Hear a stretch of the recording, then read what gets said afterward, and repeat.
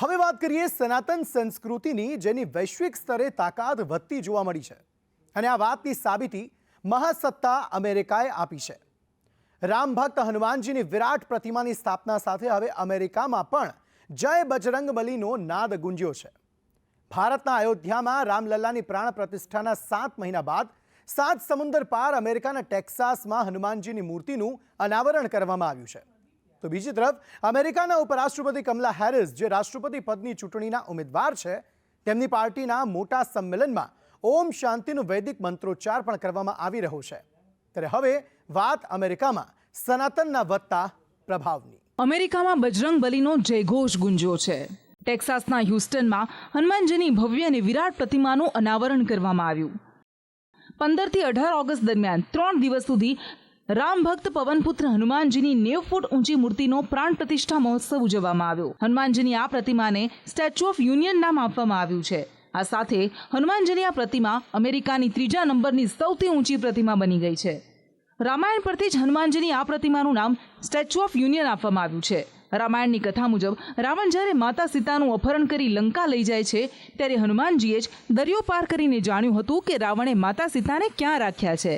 તે બાદ ભગવાન રામ લંકા પર ચઢાઈ કરી રાવણનો વધ કરે છે। હનુમાનજી શ્રી રામ અને માતા સીતાના પુનઃમિલન માટેની કડી બને છે, જેથી આ પ્રતિમાનું નામ સ્ટેચ્યુ ઓફ યુનિયન પાડવામાં આવ્યું છે। વિદેશની ધરતી પર હનુમાનજીની વિરાટ પ્રતિમા સ્થાપિત થતાં દરેક સનાતનીઓના હૈયામાં ખુશીની લાગણી ફેલાઈ છે। સ્ટેચ્યુ ઓફ લિબર્ટી અને પેગાસસના ડ્રેગનની મૂર્તિઓ બાદ હનુમાનજીની મૂર્તિ 3જા નંબરની સૌથી ઊંચી પ્રતિમાની યાદીમાં સામેલ થઈ છે। ભગવાન હનુમાનજીની આ મૂર્તિને ભારતીય વાસ્તુકળાને ધ્યાનમાં રાખીને તૈયાર કરવામાં આવી। આ મૂર્તિના નિર્માણ માટે અનેક મહિનાઓનો સમય લાગ્યો હતો।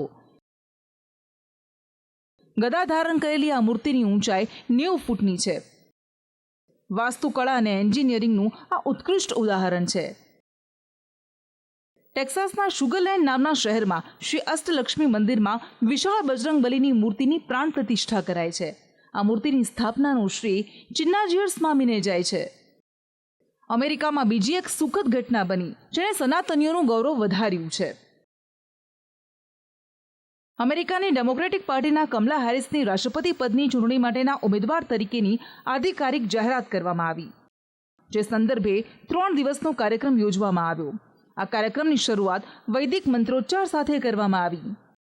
શિકાગોમાં નેશનલ કન્વેન્શનના 3 દિવસીય કાર્યક્રમની શરૂઆતમાં મૂળ ભારતીય અમેરિકન પૂજારી રાકેશ ભટ્ટે ઓમ શાંતિ ઓમનો વૈદિક મંત્રોચ્ચાર કર્યો અને દેશની એકતા માટે તેમણે પ્રાર્થના કરી।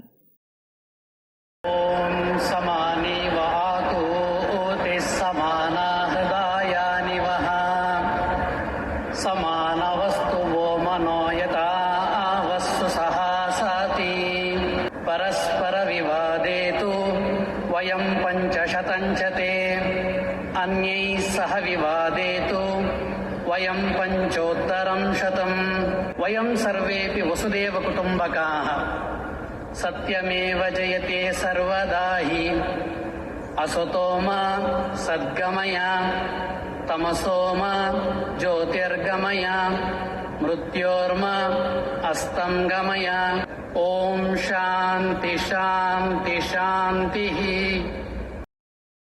ડેમોક્રેટિક પાર્ટીના નાણાકીય બાબતોના ઉપપ્રમુખે વૈદિક મંત્રોચ્ચાર કરવા પર કહ્યું, અમારા માટે અભૂતપૂર્વ ક્ષણ છે। અમેરિકામાં એક તરફ હનુમાનજીની વિરાટ પ્રતિમાનું અનાવરણ અને જાહેર મંચ પર ઓમ શાંતિનો વૈદિક મંત્રોચ્ચાર કરવામાં આવે, તે વાત સાબિત કરે છે કે અમેરિકાનો સમાજ ભારતીય સંસ્કૃતિથી કેટલો પ્રભાવિત થયો છે અને દરેક ભારતીય માટે આ વાત ગૌરવ અપાવનારી છે। સ્પેશિયલ રિપોર્ટ, સંદેશ ન્યૂઝ।